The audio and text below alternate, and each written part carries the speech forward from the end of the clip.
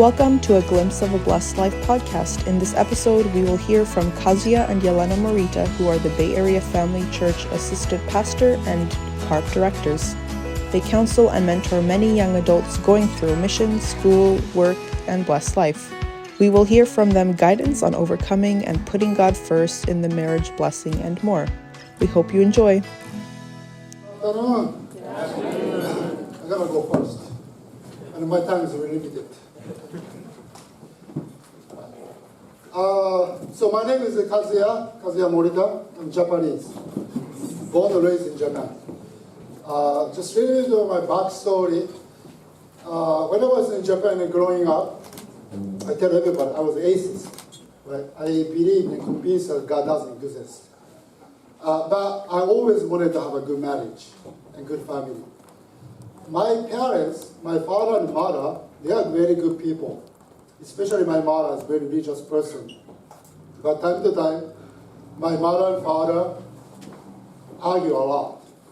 Time to time, argue a lot. So not every day. But once they start arguing, it's really extensively. Right? But I always wanted to have my marriage really good. And I started thinking about marriage when I was in high school. It doesn't mean that I'm going to get married in high school. I started thinking about the future when I was in high school, right? And then, after I joined this movement, and I studied the principle, and I learned about the blessing. And then, after the years, thinking and reflecting myself, if I really didn't know about God, I probably have no idea where I ended up to, especially the marriage and the family. I had a confidence to have a good family because looking at a bad example of the parents in a sense, and then because I had a really good, this strong desire for marriage and family, I thought I'm a good person and I can create a good family. Until I understand about God. Once I understand about God, and then all I had was really misconception. And then once I understand about God, it's really helped me to really prepare for the marriage and the blessing. One of the great things that I learned in our movement is inside out. And inside out is not just about our movement the church talk about. Inside out is very basic principle of the universe, right? It's, in a sense, whatever comes around goes around. But it's, if you put out a good intention, then good things really come back and then you can bear a fruit as well too. Also, I learned that even I assume that I am 100% right. Have you ever this kind of experience? In a relationship, you are 100% right, and the other person is 100% wrong or false, right? And what would you do at that time? Usually, people want to convince that how right you are, and how wrong that the other person is. And if you win the argument, you feel strong, and you didn't know that actually you are defeated, because now you ruined the relationship. Right? So I learned a lot that I have to always practice it inside out. Means even if I believe that I'm right and the other person is wrong, how can I do better myself so that I can have a good influence on other people? I always ask the question once I start joining this movement. And that was also my mindset before the marriage and the blessing. That helped me a lot because I start taking more ownership and responsibility on myself first, right? When was it last year? We celebrated 25 years? I think last year, yeah. 25 years of blessing. And it's not necessarily a smooth journey all the time. And then sometimes the small quarrel argument happened. Right? And in that time, again, even if I assume that I am 100% right? I try not to argue with her. But instead, I went to God. And God, I think this way. I feel this way strongly about that. But she said this way. What should I do? You know what God said? Without fail, love her anyway. It doesn't matter the reason that I'm right or wrong in a logical sense. In that sense, it doesn't matter. Love anyway. And there's no reason for the love in a sense. It just to make me realize that, just because of my capacity of love is so small, that's why it's easy to become argument. Right? I think it's probably, this is a very important part of the brothers, because in an argument, usually you cannot win the sisters.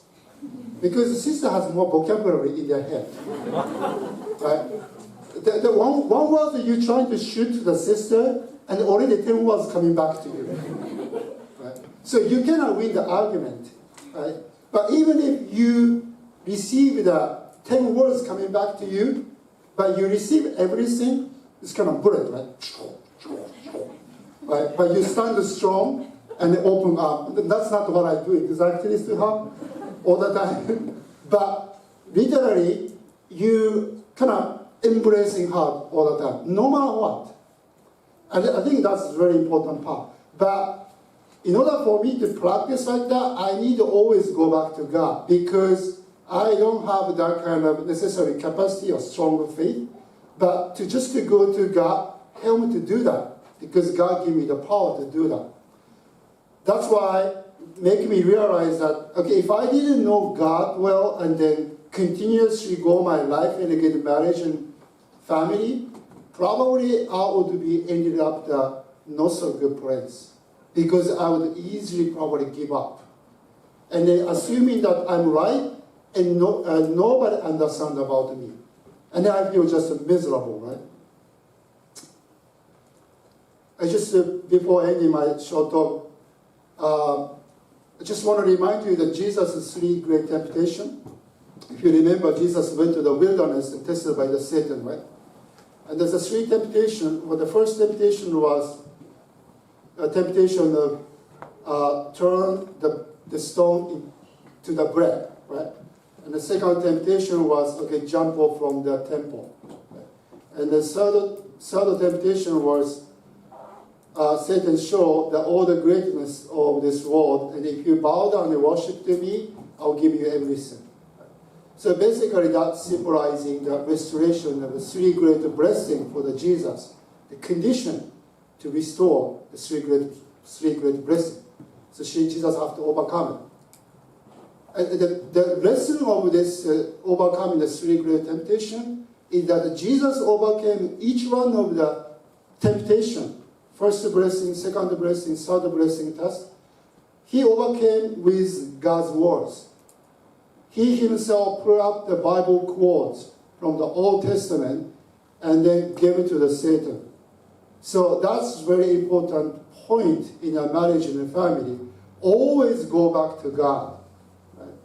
The answer, the resources, everything is the God. The more you have the sincere, honest relationship with God, it will help all of us to have a healthy marriage and a family. So, of course, studying God's words, but to me, just directly asking God. I can go to God even like no matter what kind of problem I face or I have. Always talk to God and try to get answer, confirmation from God. And that was something that really helped me.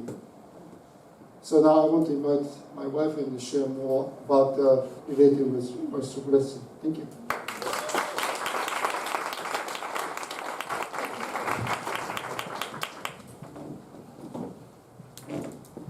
Hello. Hello. So, who doesn't know me? My name is Yelena Morita. I'm from Russia. I grew up in a communist country, and I was thinking about marriage since I was in 9th grade. And I thought about it, okay, who do I want my husband to be? And I thought, okay, if he's gonna drink, if he's gonna smoke, divorce.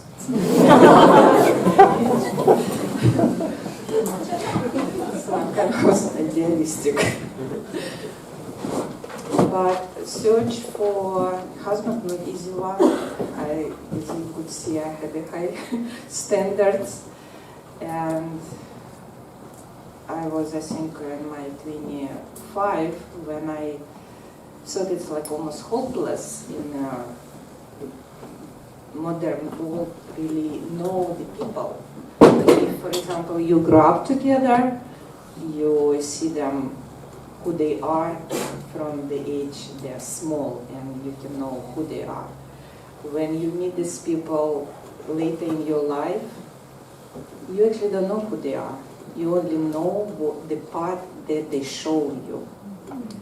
For me, meeting the church and realizing that God, the one who gonna help me to find my husband, my second half, it was the best solution of my problem. For me, it was like, whoop, that's done. And working on first blessing, that's why we're here, and I think most of us were thinking about it. Yeah. So what is first blessing? In the Bible, it's be fruitful. And what is it like? Bear fruits, what kind of fruits? Is children my fruits? What is it exactly? And it's our deeds, yeah? And actually, it's also our heart. How do we, through this time period when we're preparing for second blessing, we actually connecting to God? Whatever fruits we want to leave behind, if it's not created centering on God, building centering on God, it's doomed to pass, die. Nothing survive. Only things eternal when they build centering on God.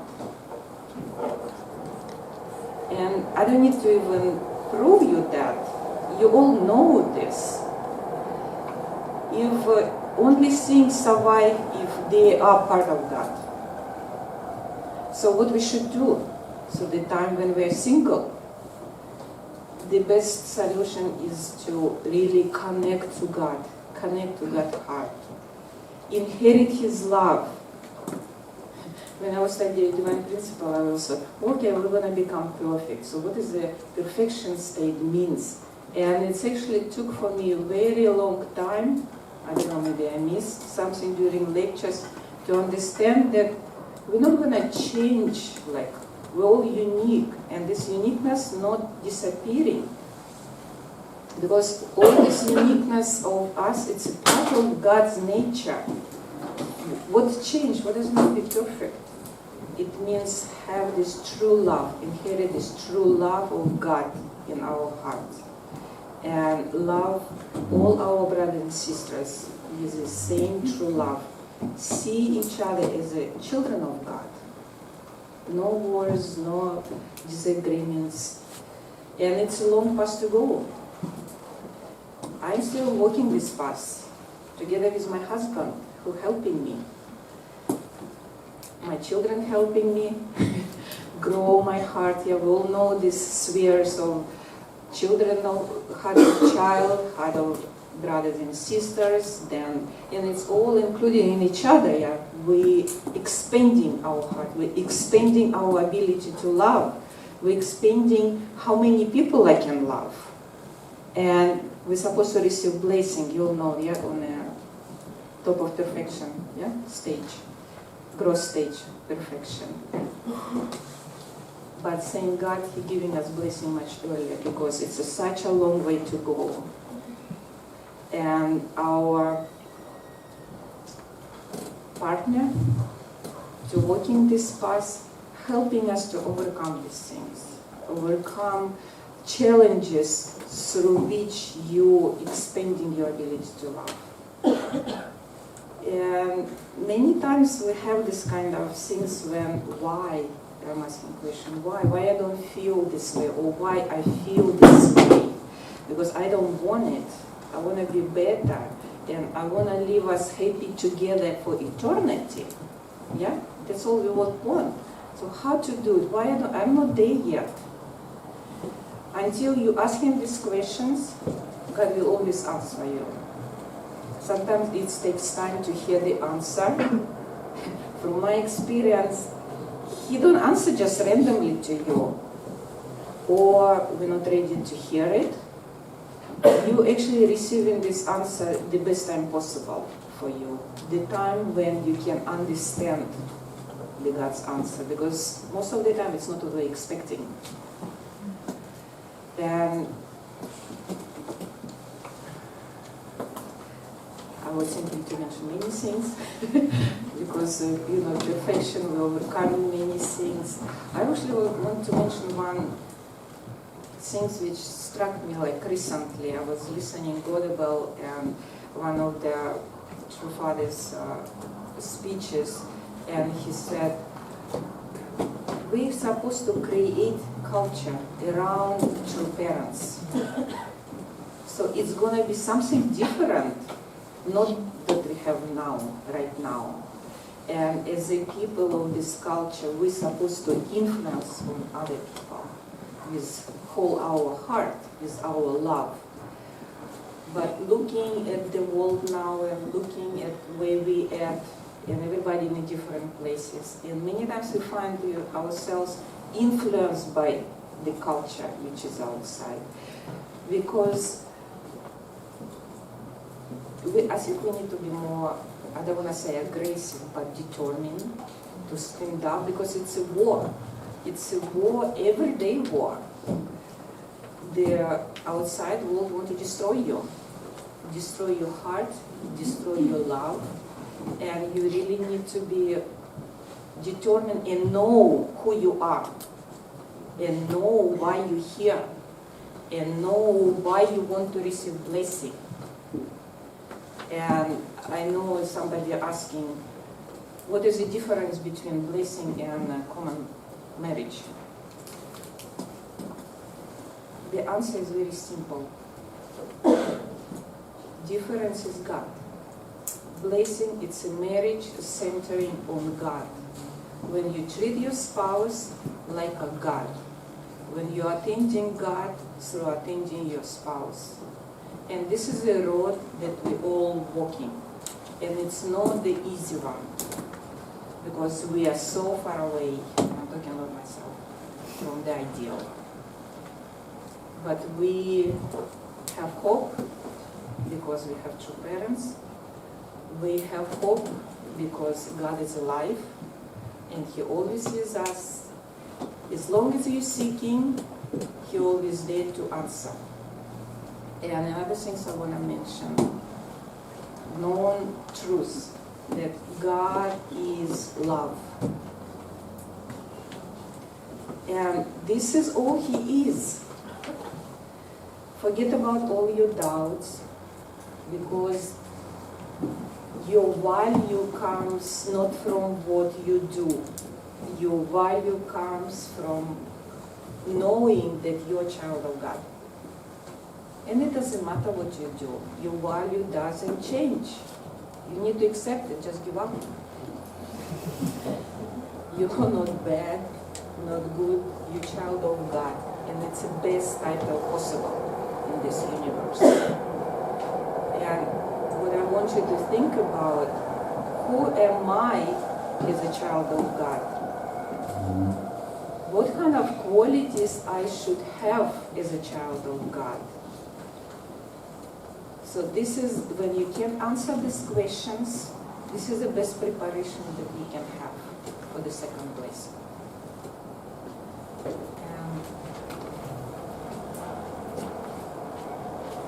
I think I mentioned everything. Just one more time. Be warned about influence of outside world. Very small things. I can make an example which recently bothered me. Sometimes I'm receiving texts, and I grew up in a culture where people's name is capitalized, that God's name is capitalized, and when I see God's name is written with a small letter, then people's names in the text, also small letters. And I feel it's a small thing, but it's a small step towards diminishing the value, diminishing the love. We think it's just a convenience, but this is a weapon. The more you do it, small letters, then you start thinking about people and about God with small letters. Just to be aware of it.